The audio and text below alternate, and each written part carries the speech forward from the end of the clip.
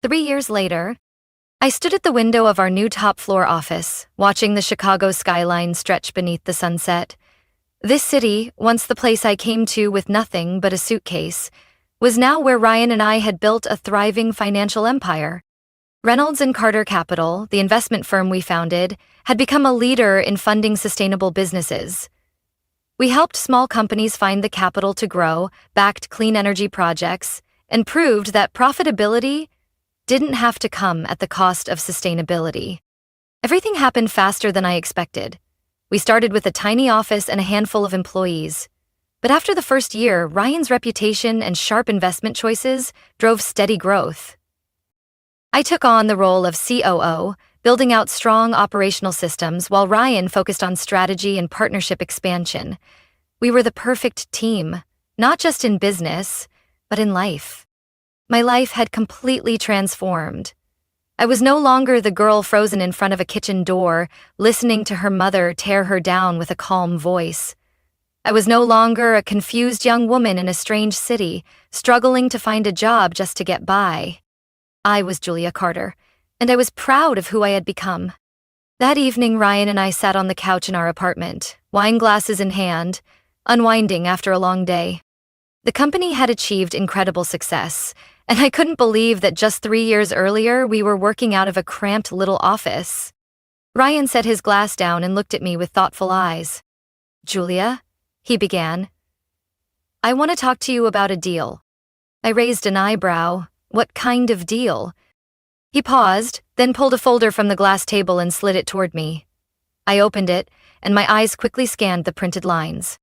I recognized the name immediately. Sterling and Dawson Capital. My hand froze, my heart pounded. It was the firm Rachel and William had started together, after betraying me. They had found quick success, leveraging Rachel's industry reputation and their combined connections. But from what I was reading now, things had taken a turn. Sterling and Dawson was on the edge of collapse. Ryan continued, watching me closely. Their firm is drowning in debt. High-risk investments didn't pay off like they expected. They're scrambling to stay afloat, but investors are losing confidence. He paused, then said the most important part. They're looking for a partner to bail them out. I looked up at Ryan, narrowing my eyes slightly. You're saying they want to sell the company?" He nodded. "And I want us to buy it." The air grew heavy. I closed the folder, trying to steady myself. "Why?" I asked, my voice dropping low. "Ryan, you know what they did to me. Why would you want to do this?" Ryan leaned back in his chair, eyes still fixed on me. "Because it's a good deal, Julia. Their firm has a few promising clients and some unfinished projects that could turn profitable with the right management. We can restructure it to align with our values." I stayed silent, fingers tightening around the wine glass. 3 years ago, Rachel and William thought they had won. They took the man I loved, crushed my dignity, and used their status to build their success. And now they were standing at the edge of failure, while I was the one holding their future in my hands. "Julia," Ryan said gently, as if reading my thoughts, "I'm not suggesting this as revenge. I want you to see it as a business opportunity. You'd have the power to lead it, the way you want." I took a deep breath, then slowly set my glass down. "All right," I said, my voice calmer than I expected. "But I have one condition." Ryan raised an eyebrow. "What condition?" I leaned forward, eyes steady. "If we acquire Sterling and Dawson, I want to run it directly. I'll be the one to decide who stays, who goes, and how the company is operated." Ryan smiled. A proud, approving smile. "I wouldn't expect anything less." I sat up straight, a strange calm washing over me. This wasn't revenge. This was control. This was agency. 3 years ago, they thought I wasn't strong enough to move on. Now, they were about to face a new reality. Not only had I moved on, I'd come farther than they ever imagined.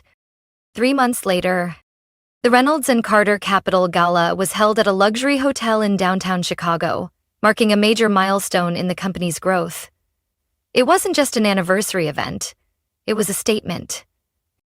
We had officially completed the acquisition of Sterling and Dawson Capital. The company Rachel and William once proudly built was now under my control. After a full restructuring, I had let go of most of the old staff, kept a few talented individuals, and reshaped the company based on the new values I believed in. And tonight, everyone who mattered in the finance industry was in attendance, including Rachel, William, and my mother. Ryan knew I had gone back and forth about whether to invite them. When I finally made my decision, he simply nodded.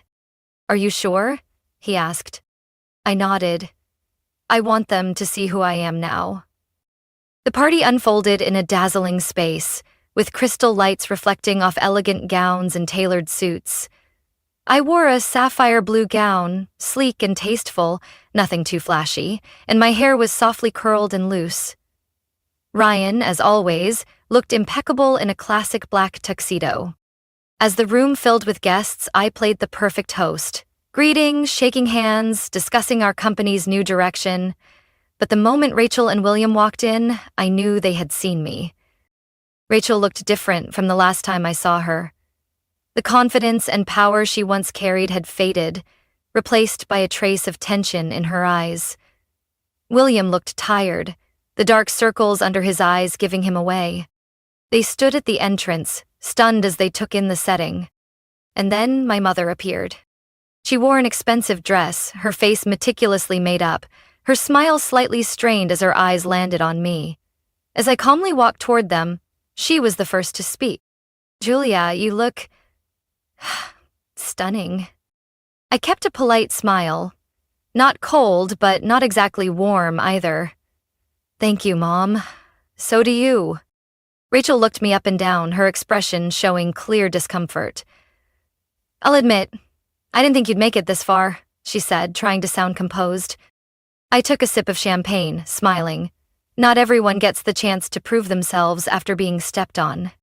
William said nothing, just watched me silently, as if trying to figure out who I had become. Ryan approached, resting a hand gently on my back, a quiet signal that I wasn't standing alone anymore. "Good evening, everyone," he said, his tone calm but firm. "Hope you're enjoying the party." Rachel pressed her lips together, glancing at Ryan, then back at me.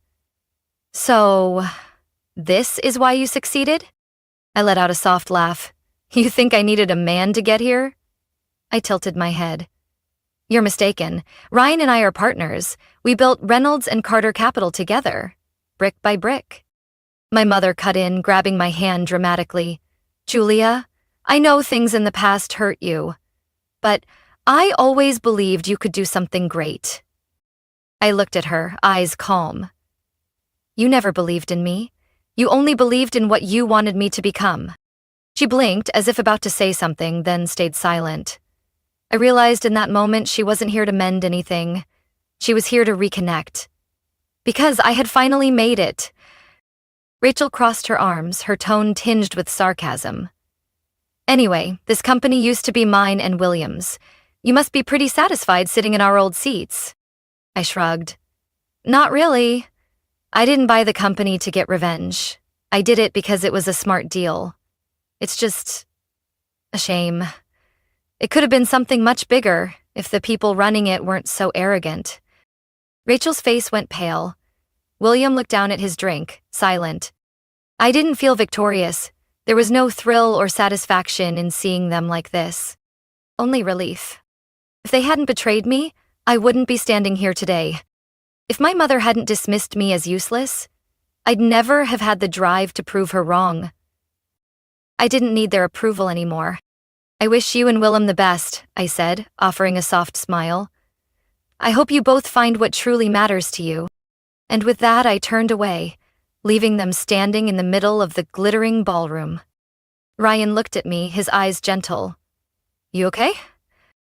I took a deep breath, then smiled. More than ever, tonight wasn't about revenge. Tonight was about owning who I was.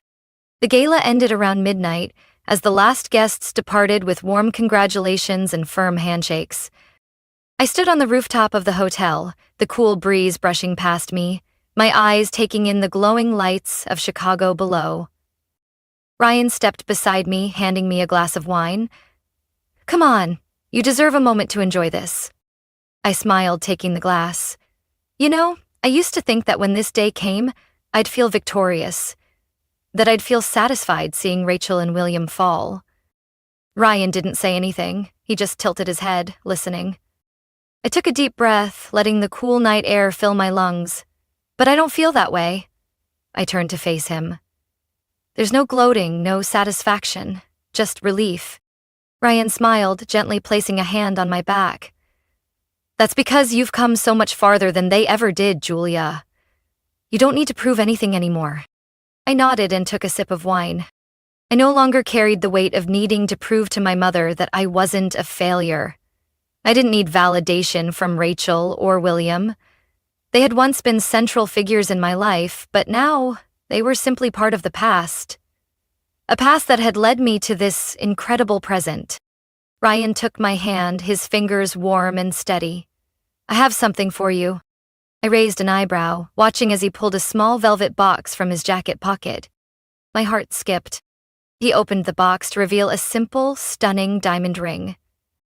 Julia, since the day you came into my life, everything changed. You're not just my business partner. You're the one who made me a better version of myself. I can't imagine this life without you. My breath caught as I looked into his blue eyes. There wasn't a trace of doubt in them. Ryan knelt down, right there under the starlit Chicago sky. Will you marry me? I let out a soft laugh, tears welling in my eyes. You know, I used to think I didn't believe in love anymore. I glanced at the ring, then back at him. But then you came along, and you made me believe that love isn't about sacrifice or loss. It's about partnership and mutual respect. Ryan gently squeezed my hand. So, will you partner with me for the rest of our lives? I didn't hesitate. Yes, I whispered, nodding. I will. He stood, sliding the ring onto my finger, then pulled me into a tight embrace. I closed my eyes, feeling his heartbeat, his warm breath in my hair. I was no longer the girl standing in that kitchen, crushed by a mother who told her she wasn't enough. I was no longer the woman betrayed and lost in a strange city. I was Julia Carter. I was the woman who rebuilt her life from the ruins. And I had truly made it. 1 year later. Springtime in Chicago was beautiful. I sat in my office, watching the trees slowly turn green again, thinking about everything that had happened over the past 4 years. Ryan and I had gotten married in an intimate ceremony by Lake Michigan, surrounded only by our closest friends and chosen family, the people who had supported us every step of the way. Reynolds and Carter Capital continued to thrive, expanding into new areas. But for me, success wasn't just about money or recognition anymore. Success was waking up each morning knowing I was doing what I loved, with the person I loved by my side. Success was no longer being haunted by the past, no longer letting old wounds define who I was. Success was being able to look in the mirror and say, I'm truly happy. Ryan walked into the room with a soft smile. Ready for lunch, Mrs. Carter? I laughed and stood up. Never been more ready. He wrapped his arm around my waist, and together we walked out, stepping into the rhythm of a city I once called unfamiliar, but now it was home. The past was behind me, and I was finally free. Life doesn't always go according to plan.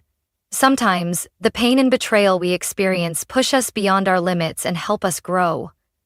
Julia once thought she needed her family's approval, but in the end, she realized her true worth came from within.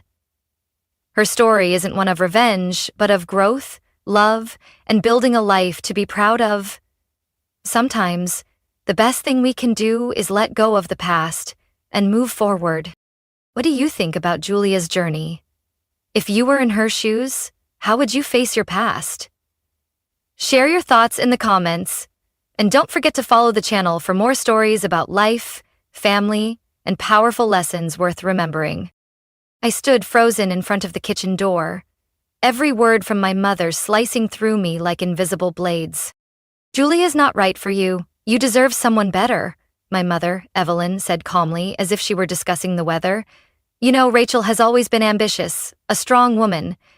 She's not a dreamer like Julia. My hands clenched into fists without me realizing. On the other side of the door, my boyfriend, William, who had been with me for the past 3 years, said nothing. No denial, no awkward chuckle to lighten the mood, just silence. Then, a sigh. Julia and I have been together for a long time, William said, his voice trailing off, like even he wasn't sure anymore. My mother let out a soft laugh, a sound that weighed heavily on my chest. But think about it. What have you accomplished in the last 3 years? Rachel, on the other hand, just got promoted to department head. Don't you see the difference? Rachel, my sister, the family's golden child, the one my mother never stopped comparing me to. I had known since I was little that in her eyes, I was just a faint shadow next to Rachel. I chose to pursue art, something my mother always saw as meaningless. To her, I was just someone chasing fanciful dreams with no real future. I leaned closer, peeking through the crack in the door. William was still holding the 2 sodas I had asked him to bring for us, but now he seemed to have forgotten I was waiting. He was listening to my mother. No objections? No defense? Instead, he nodded slowly. I saw his eyes shift, from hesitant to thoughtful. A deep ache spread through my chest, making it hard to stay on my feet. I wanted to rush in, to scream, to ask William why he was letting her words get to him. But I didn't. I turned away, trying to steady my steps. That whole evening, I smiled and acted like nothing had happened. That was my first mistake. The changes didn't come all at once, but they were subtle enough for me to notice. William started bringing up Rachel in our conversations. Things like, Rachel had an important meeting today, or, did you hear Rachel just got nominated for an award at work? Became common. At first, I thought he was just trying to get closer to my family. But slowly, I began to notice the look in his eyes when he talked about my sister. Respect. Admiration. Then came the canceled dates. More and more of them. His apologies still sounded sincere, but something felt off. When I asked him about the texts between him and Rachel, the ones I hadn't heard about before, he just smiled. We just ran into each other in the city, William said casually. She's your family, Julia. Are we not allowed to talk? I stayed quiet, convincing myself I was overthinking, but I couldn't shake the feeling of being left out whenever we had dinner with my family. William and Rachel shared something, an invisible bond I couldn't reach. The way they looked at each other, the subtle smiles only they seemed to understand. I felt like a stranger in my own relationship. And then one day, the truth hit me in the worst way. That day, I decided to surprise William. We used to dream about going to a concert by his favorite band, and I finally got the tickets. I wanted to see the joy in his eyes again, to remember what it felt like when we were happy. I still had the key to his apartment. We had planned to move in together next year. When I opened the door, I immediately knew something was wrong. A familiar beige coat hanging by the hook, a pair of high heels I never wore sitting by the bed. And then, I heard laughter. The bedroom door was slightly ajar, but what I saw inside was unmistakable. Rachel was leaning into William, her eyes shining with satisfaction. When I dropped the tickets onto the floor, they finally noticed I was there. I saw panic in William's eyes, but Rachel was different. She wasn't flustered. She didn't even bother hiding it. "Julia?" she said, her voice calm and cold. "You were going to find out, sooner or later." I stood there, feeling something inside me shatter. But I didn't cry. No, I wasn't going to cry in front of them. I tightened my fists and turned away. The anger would come later, but right then, all I felt was emptiness. But I stood in my mother's spotless kitchen, facing her, searching for a trace of remorse in her eyes. But all I saw was a cold indifference. "You're overreacting, Julia," my mother said, her voice so calm it gave me chills. She stirred her cup of Earl Grey tea gently, as if this conversation was nothing of importance. "Relationships end all the time," You can't cling to something like that forever. It felt like someone had slapped me in the face. Really? You're talking about my 3-year relationship like it's worth nothing? My voice trembled with anger, but my mother just sighed and set her tea down. You've always been a dreamer, Julia, she said, giving me that judgmental look. You're not practical. You have no clear goals. Rachel and William are different. They have ambition, direction. Who can you blame but yourself? I blinked, trying to stay composed. For the first time in my life, I looked at my mother not as the woman who gave birth to me, but as a stranger. Someone who had never truly seen me as her daughter. I think I understand now, I said, my voice dry. You never really believed in me, did you? She didn't deny it. I turned and walked out of the house. And I wasn't going back. I left Philadelphia just 1 week later. My old car was packed with suitcases and cardboard boxes, the remnants of 3 years with William, of a childhood spent trying to win my mother's approval, of all the memories I wished I could forget. My destination? Chicago. No solid plan, no job waiting, just a modest savings account from part-time jobs and a burning desire to start over. It was raining when I arrived. Streetlights reflected in the puddles like glittering mirrors, and towering buildings loomed above me like silent giants. I found a cheap motel in a rundown part of town, where the tiny room smelled musty and the curtains were faded, but at least it was mine. No more William, no more Mom, no more Rachel. Just me and the life ahead. Those first days were anything but easy. I sent out job applications everywhere, from coffee shops to administrative assistant positions. But art wasn't exactly a lucrative field, and my experience didn't help much when trying to break into something entirely different. My savings kept dwindling, and I began to worry. I took a job as a waitress at a small cafe, spending long days on my feet with aching legs. But at least I had enough money to get by. I still remember the first time I stepped into the office building that would change my future forever. It was day 33 in Chicago. I had just enough money to pay rent for 1 more month, and I knew I needed a better job. By chance, while handing out flyers for the cafe, I overheard a group talking about an open position at a financial investment firm. No experience needed, just organizational skills and the ability to handle pressure. I quickly jotted down the address. The next day, I walked into the sleek glass building with a resume in hand. The receptionist gave me a once-over, from my discount store business dress to the worn-out purse I clutched tightly. Do you have an appointment? I heard there's an opening for an administrative assistant, I replied, trying to keep my voice steady. She picked up the phone, had a short exchange, then looked back at me. Please, wait over there. I sat down, my palms damp with sweat. This was the first real opportunity I'd had. I couldn't let it slip away. 30 minutes later, a woman with neatly tied brown hair stepped out. I'm Carol, head of HR, she said, shaking my hand. Julia, right? I just reviewed your application. We're looking for an assistant for one of our young financial analysts, but it's a high-pressure role. I'm not afraid of a challenge, I said immediately. She studied me carefully. Why would someone with an arts background want to work in this field? I took a deep breath and answered as honestly as I could. Because sometimes, to start over, you have to step out of your comfort zone and try something completely new. She was silent for a moment, then nodded. All right, come with me.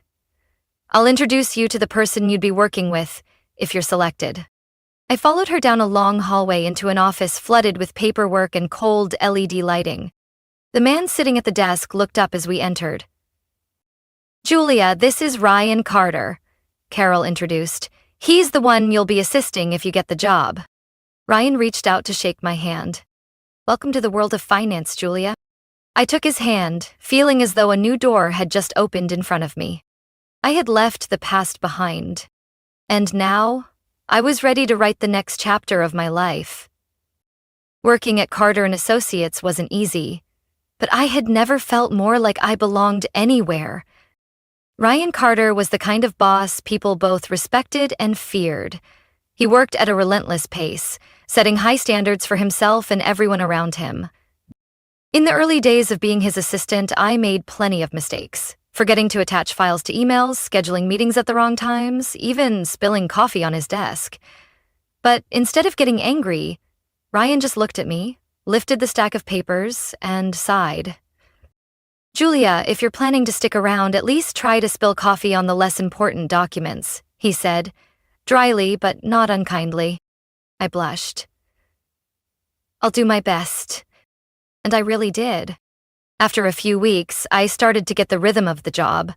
I learned to anticipate Ryan's needs before he said a word, organized his schedule to maximize efficiency, and, most importantly, I began to understand how he thought. He wasn't just a talented financial investor. He was a visionary. Our quick lunches became opportunities for me to learn from him. "Why did you invest in that company instead of a bigger one?" I asked as he reviewed a funding deal for a clean energy startup. Ryan raised an eyebrow and set down his coffee. "Because they have passion. I don't just invest in ideas, I invest in people." For the first time, I realized the world of finance wasn't just about cold numbers. It was about seeing potential, evaluating character, and believing in the right things. Over time, our relationship slowly moved beyond the confines of work. Late nights at the office turned into deep conversations about life. I told him about Philadelphia, my mother, Rachel, and William. Ryan didn't pity me, and he didn't offer empty reassurances. He just listened, nodding now and then. "Maybe you had to leave them behind to find yourself," he said one late night as we shared takeout over his desk. I didn't reply, but his words stayed with me all night. One evening, when work had finally slowed down, we sat together on the rooftop of the office building, watching the lights of Chicago flicker below. "Why did you choose this field?" I asked. Ryan leaned back in his chair, eyes distant. "My dad owned a small business, but he never had the right financial support. In the end, it went under, and I watched my family lose everything." He gave a faint smile. "I wanted to create a place where small businesses could find the kind of help my dad never had." I sat there quietly. Maybe, deep down, we weren't so different. In the days that followed, I noticed the way Ryan looked at me had changed. It wasn't the analytical gaze of a boss toward his assistant anymore. It was something warmer, more personal.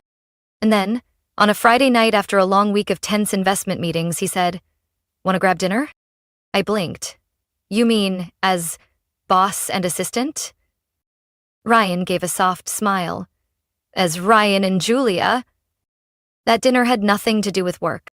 We talked about music, our favorite movies, and all the simple things we'd never had time to mention before.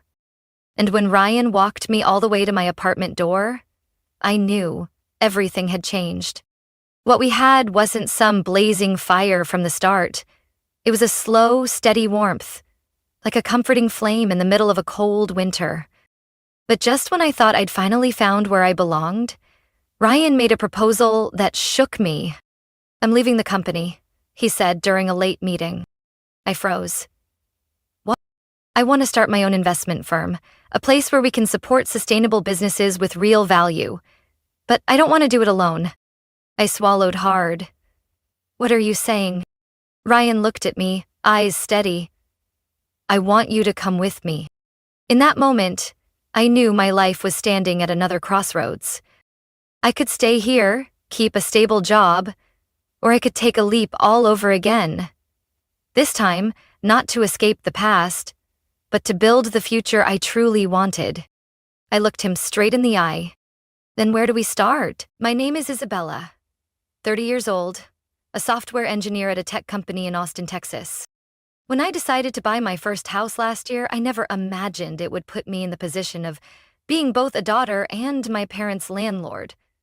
My parents, Patrick, 62, and Joanne, 59, are retired teachers who had spent nearly their entire lives in the suburbs of El Paso.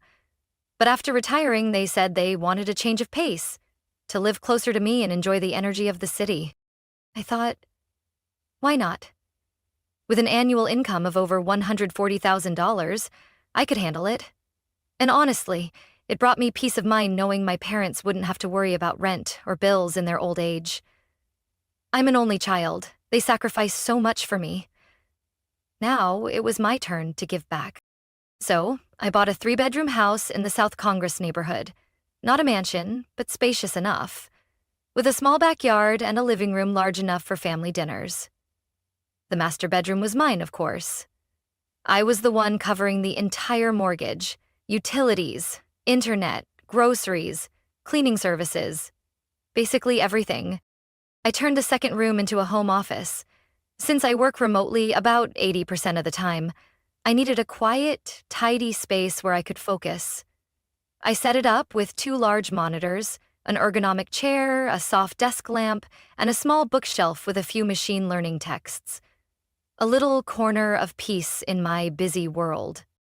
The third room was the guest room with a folding bed, night lamp, and a wooden wardrobe. Sometimes distant relatives would stay there. Most of the time, it just sat quietly, waiting to serve its purpose. At first, everything was fine. We had a pretty smooth routine. I worked and paid for everything. My parents woke up early, tended the plants, watched old movies, or occasionally baked. It didn't feel like a burden. Honestly, I was happy. I thought I was creating a healthy, grown-up family life where everyone respected and cared for each other. Until the small things started creeping in. But I'll get to that later. I still remember what Dad said the first day they moved in. "Sweetheart, this place feels like we're staying in a luxury hotel." I laughed. Back then, I thought it was a compliment. I had no idea that a few months later, those guests would start thinking they were the owners.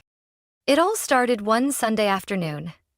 I was reading in my home office when my mom knocked, holding a cup of chamomile tea like she always did. "Sweetie, there's something I'd like to talk about." I put the book down and looked at her. There was something in her expression. Not exactly worried, but not her usual light tone either. "Your sister, Ashley, remember? She and her husband are having some trouble in Denver. Mark's company, her husband's, had some layoffs, and she's 5 months pregnant." I nodded. I had known Ashley was pregnant for a few weeks, but this was the first time anyone mentioned they might come to Austin. "Okay, so what about it?" I asked, a bit tense. I was thinking, maybe they could stay here for a little while, just a few months, until Mark finds another job. I gripped the teacup a little tighter. My heart skipped a beat. "Where exactly were you thinking they'd stay?" "Well, probably the guest room." Mom smiled nervously. "Or, if you wouldn't mind rearranging a little." I swallowed hard. "Mom, this is my house, and something this important, you should have asked me first." She paused for a moment. "I just thought, we're family. You understand, right?" I didn't answer right away. My chest tightened with a swirl of emotions. Sympathy, frustration, and a quiet, growing unease. 2 days later, I got home from work and froze as soon as I opened the door. Ashley and Mark had arrived. No heads up, no waiting for my approval. Their luggage was stacked right by the entryway. A brand new baby stroller stood in the middle of the living room. Mark was sprawled out on the couch with a bag of chips, and Ashley was chatting happily with my mom in the kitchen like they'd been living here for weeks. I stood there for a few seconds, trying to stay calm. My mom turned and said cheerfully, "You're home. Ashley just got in this morning. I was going to tell you tonight." I forced a smile, but didn't say anything. I walked straight up to my room, shut the door behind me, and felt like someone had walked into my house without a key. Since that day, the atmosphere in the house changed drastically. Mark started taking over the living room TV, and Ashley would often sit in the kitchen making video calls to her friends, the speaker blaring through the whole house.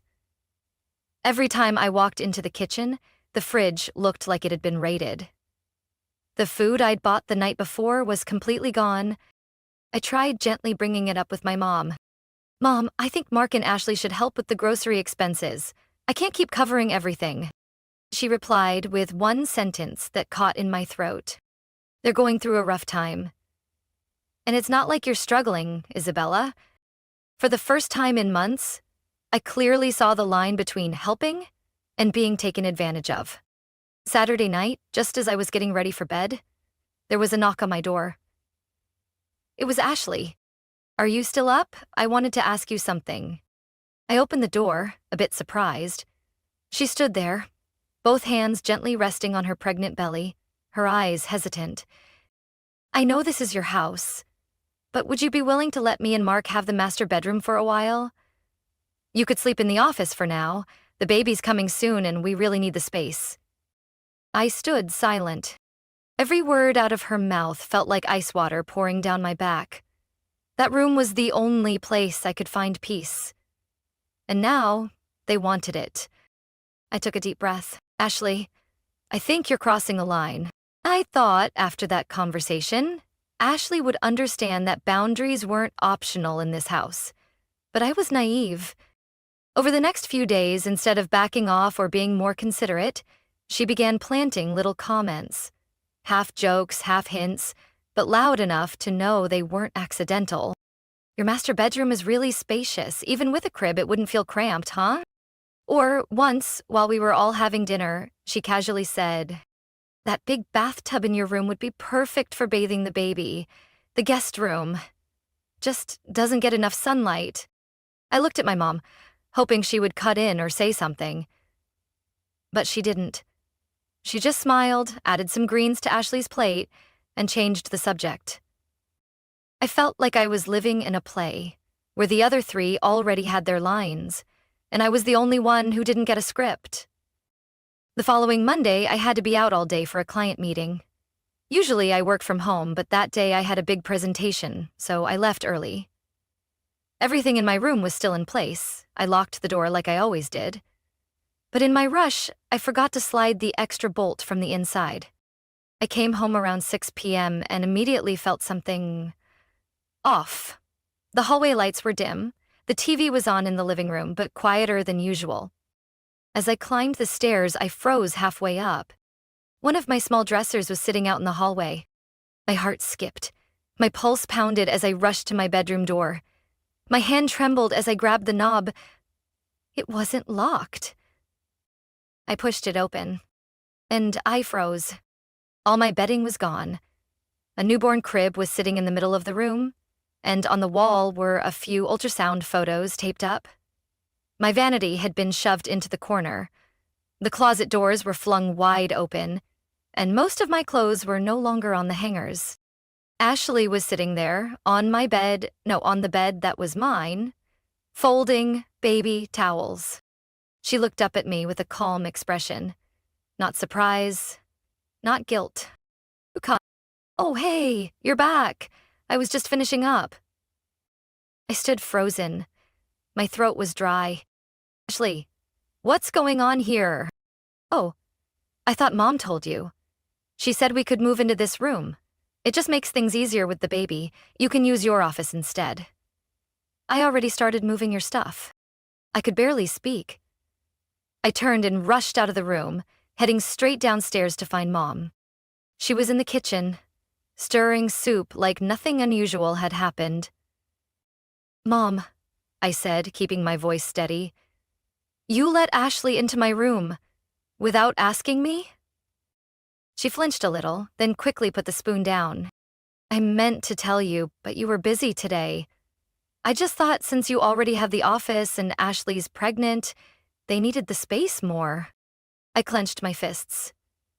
Shock was quickly turning into anger. "You know this is my house. You know every dollar spent here came from me. I don't want to make a scene, but if everyone keeps acting like I don't exist, I won't stay quiet any longer." Mom turned away, looking uneasy. "You don't have to do this. We're family. I was just hoping you'd understand. Just for a while." I didn't answer. I turned away, feeling a wave of emotion I hadn't felt since I bought this house. Betrayal. Ashley didn't even need to ask. Someone else had already answered for me. And for the first time in my life, I started to truly understand the phrase. Unclear boundaries are an invitation for violation. I didn't yell. I didn't slam anything. But the moment I walked out of that room that had been taken from me, I knew one thing. My silence would no longer be mistaken for consent. That night, I slept in the office, on a thin mattress laid out on the floor. My beloved ergonomic chair had been shoved into the corner like an afterthought. I tossed and turned all night, not because of back pain, but because of the slow burning rage eating away at me. The next morning, I walked into the kitchen like a ghost. The family had already eaten breakfast. The plates were neatly stacked on the table. Except for one spot, my usual spot, which was completely untouched. No plate, no fork, nothing. Mom glanced at me quickly, then turned back to Ashley with a casual voice. We should probably find a spot to hang the ultrasound picture. I opened the fridge. The chicken I'd bought yesterday was gone. So was the almond milk I drank every morning. In their place were unfamiliar items, some brand of juice I didn't know, gluten-free bread, and a jar of organic almond butter. I got the message. Ashley had officially moved in. I stood there, one hand on the fridge door, the other clenched tightly. No one in that kitchen looked at me for more than 3 seconds. It was like I wasn't even there. They didn't need to kick me out of my own house. They just had to act like I never existed. That night, after eating a cup of instant noodles in the office, I opened my laptop and started typing. I looked up Texas property laws, researched how to evict people who live in your home without a lease. I combed through every clause, every footnote in the state code, not because I wanted a fight, but because I refused to be erased in the very place I built. I drafted 2 sets of documents, official notices requesting them to leave within 30 days, one for Ashley and Mark, and one for my parents. I printed them, signed them, and sealed them in clear envelopes. My hands didn't shake once. The next morning, a light rain fell. I sat in my office, waiting for the hallway to go quiet. When I stepped into the living room, Ashley was watching TV with her feet on the table and a bag of popcorn in hand.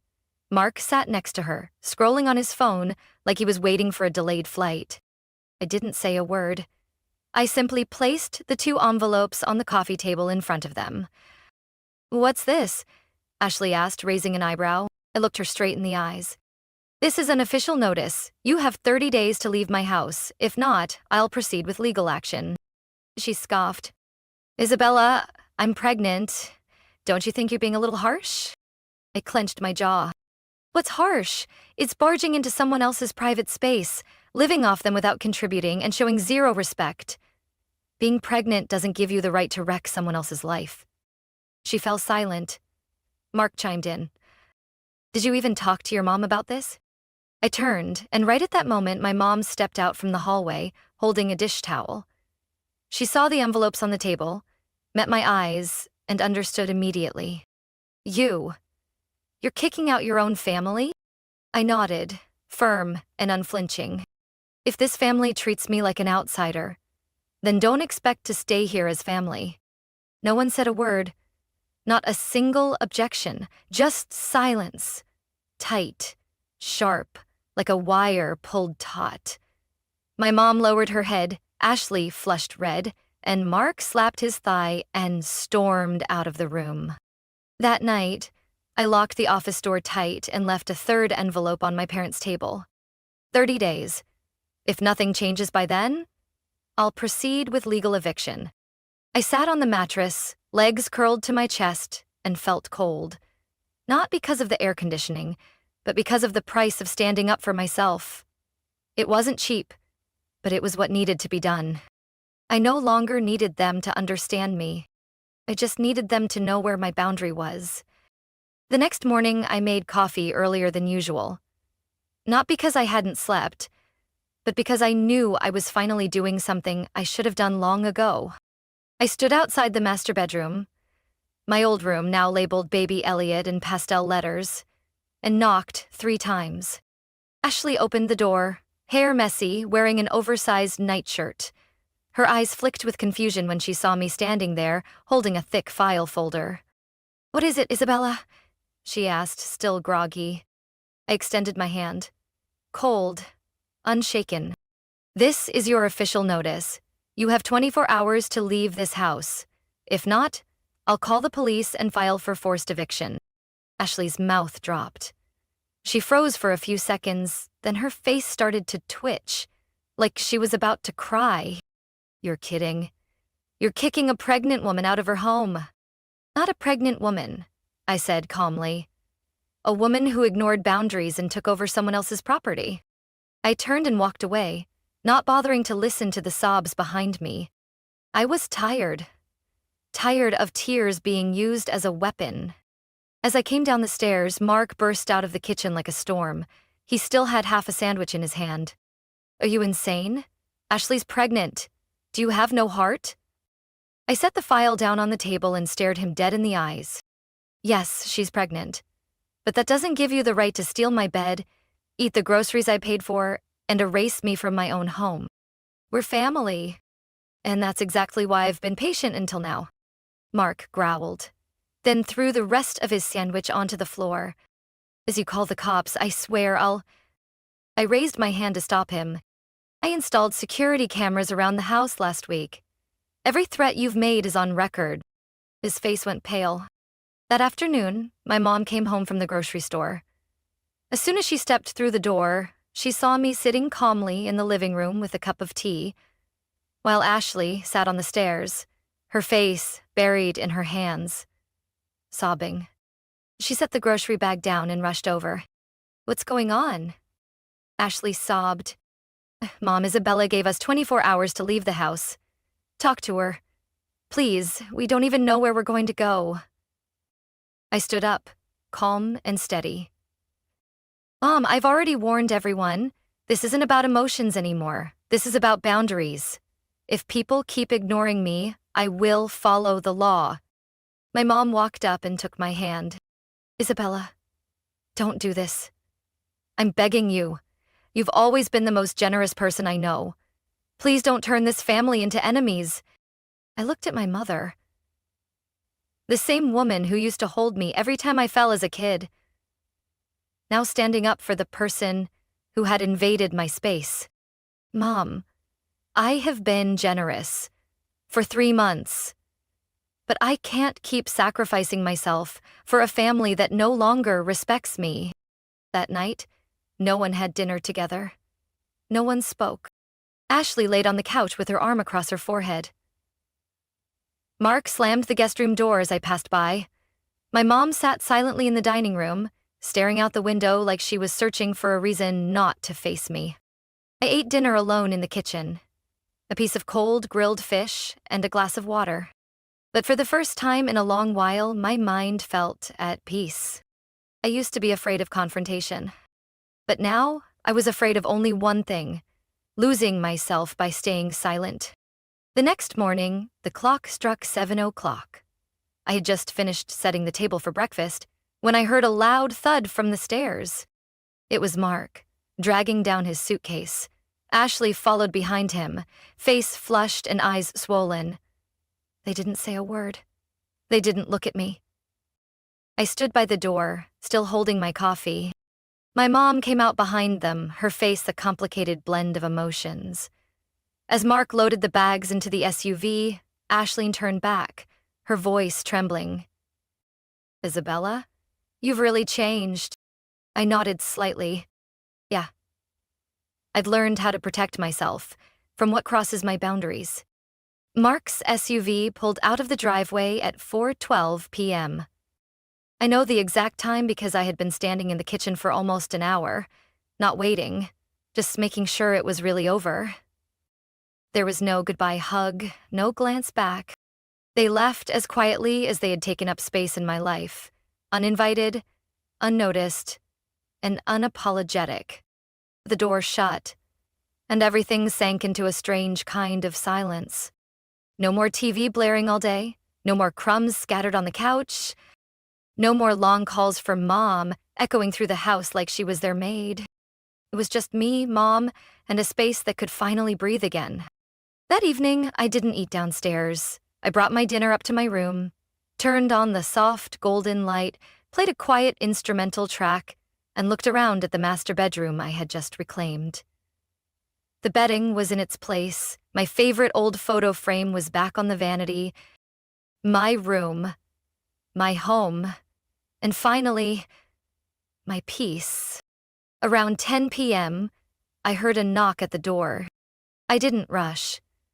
I took a deep breath and quietly said, "It's not locked." My mom walked in, moving slowly, holding that old knitted shawl she always worked on during long, thoughtful nights. She sat down on the edge of the bed, silent for a few minutes, as if unsure where to begin. "Are you still angry at me?" she asked, her voice raspy. I looked at her. That familiar face today seemed tired. Not from age, but from the weight of realization. Not angry, Mom, just disappointed. She nodded, eyes fixed on the floor. I thought helping one of my children was the right thing to do, but I forgot that when you protect one, you might end up hurting the other. I didn't say anything, she continued slowly. "I'm sorry for putting so much pressure on you, for not standing by you, even when you were the one carrying this entire household. I truly didn't realize things had gone this far." I set the tea tray down on the table and turned to her. "You know, Mom, I never wanted you and Dad to leave. I bought this house partly so you'd have a safe place in your retirement. But if everyone sees me as just a walking wallet, a machine that pays and tolerates, then I'd rather live alone." She stayed quiet. Then after a moment, she softly said, "From now on, I won't let that happen again. No one will make decisions on your behalf, I promise." I looked into her eyes. For the first time in a long while, I heard words that felt like they came from her heart. I nodded. "We can still live together, but there need to be clear rules, boundaries, respect, and no more assuming that my silence means agreement." "I understand," she replied, her voice gentler. "And I'll talk to your father. We won't let you carry this alone anymore." The next morning, as I walked downstairs, something small nearly made me laugh. A handwritten note left on the dining table. In my dad's sloppy handwriting, it read, "Have you had breakfast, sweetheart? Your mom made pancakes. There's orange juice in the fridge." Dad, no explanation was needed. I knew they were trying to change, and I would give them that chance, because deep down, I never wanted to lose my family. Only this time, I would draw my own line. The day Ashley left, I thought everything would end. But it didn't. Everything simply started again. Only this time, more honestly, more right. I'm not someone who enjoys winning arguments. I never wanted to come out on top against anyone in my family. But eventually, I realized some victories aren't about fighting. They're about keeping yourself from being swallowed by something that no longer feels right. I didn't feel good drafting eviction papers for my pregnant sister, but I knew that if I didn't, I would become someone even I couldn't respect anymore. Respect, like love, can't survive without boundaries. A week later, my mom came into my room one evening, carrying an old photo album. We sat on the floor, flipping through the pages. Me as a little girl in a red t-shirt, sitting in her lap. Dad teaching me how to ride a bike under the Texas sun. Ashley and me in a Christmas photo, when I was 10, grinning beside a paper tree. We didn't say much. But the way Mom looked at those photos, the way she gently turned each page like she was afraid of tearing the past, told me everything. She was starting over, just like I was. I softly said, "Don't want to be apart from this family. I just don't want anyone in this house to have to trade away their self-respect just to be called family." Mom was quiet for a moment, then reached out and held my hand. "From now on, no one will have to trade anything. I promise. I don't know what the future holds. Maybe Ashley will never text me again. Maybe Mark will always think I was selfish. And maybe, someday, the three of us will sit down, 3 people who once hurt each other, and finally understand. But whatever happens, I'll be the one who sets the boundary. Not to build walls, but to leave space for kindness to breathe. Because after everything, I've come to understand something deeply. Family isn't a place where people get to hurt each other without consequence. Emily, if it can't heal, should at least never be the source of deeper wounds. That night, for the first time in weeks, I turned off the light, set down my phone without checking for messages, and didn't toss and turn over the past. Lie still in the dark. No sound. No need to explain. I knew I had made the right choice. And even if I had to face the hardest thing of all, standing up to control from the people I love most, I would do it again if I had to. Because in the end, freedom doesn't begin when we walk away. It begins the moment we dare to stay and say, "That's enough." Isabella's story isn't just a family tragedy. It's a powerful reminder that kindness without boundaries becomes an open door to exploitation. In real life, sometimes the people closest to us can hurt us the most, especially if we don't know how to protect ourselves. Speaking up, even when it's hard, is the first step toward reclaiming respect from others and from ourselves, because true family cannot exist without fairness and clear limits. What do you think about Isabella's decision? Would you have done something different in her place? Share your thoughts below. And don't forget to follow the channel for more deep, thought-provoking stories about family, boundaries, and real-life relationships.